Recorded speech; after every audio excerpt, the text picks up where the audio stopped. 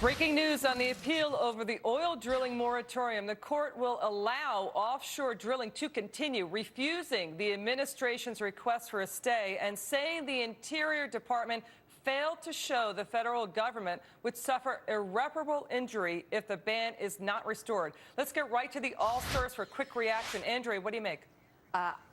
This is very evident that this was going to happen. The same arguments are in place. I advise the Obama administration to let this one go. People in the Gulf are already suffering. Why would you take away the 200,000 jobs that stand to lose? You have $13 billion a year in non-tax revenues in these Gulf states with these rigs, and $16.5 million in lost commerce by these rigs just sitting idly. And the judge is saying, Liz, why can't you just government go out and inspect the other rigs?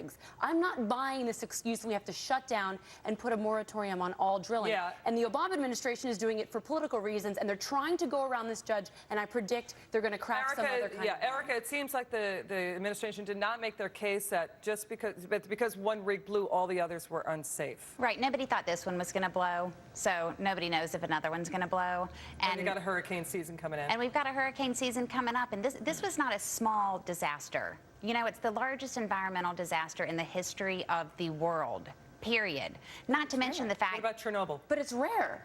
This is a fluke incident it's rare, by a reckless company it's one of the that's been playing fast and loose with standards for years. All right, I want to get to Jonathan. Jonathan, go ahead.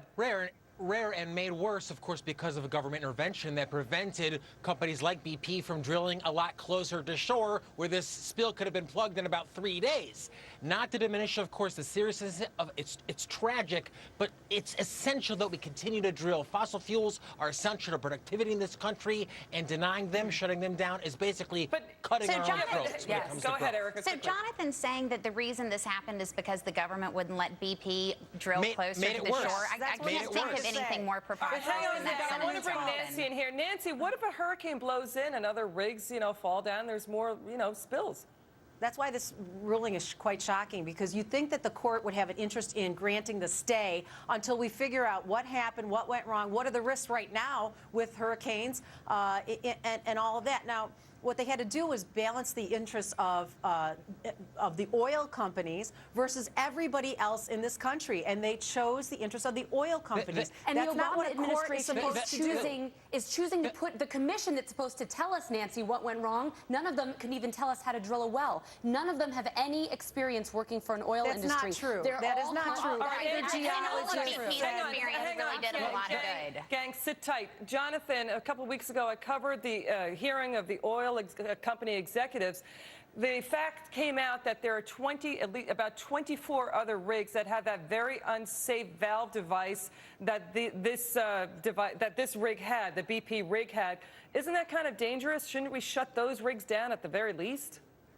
Well, Liz, you've got an entire Department of Energy that's regulating this industry that's supposed to be on top of issues like this. So check the rigs if you want to, if you must, but don't shut down fossil fuels in this country. The whole green initiative that the Obama administration would like to use this tragedy to promote is literally cutting our own throats. Erica, what about just shutting down those rigs?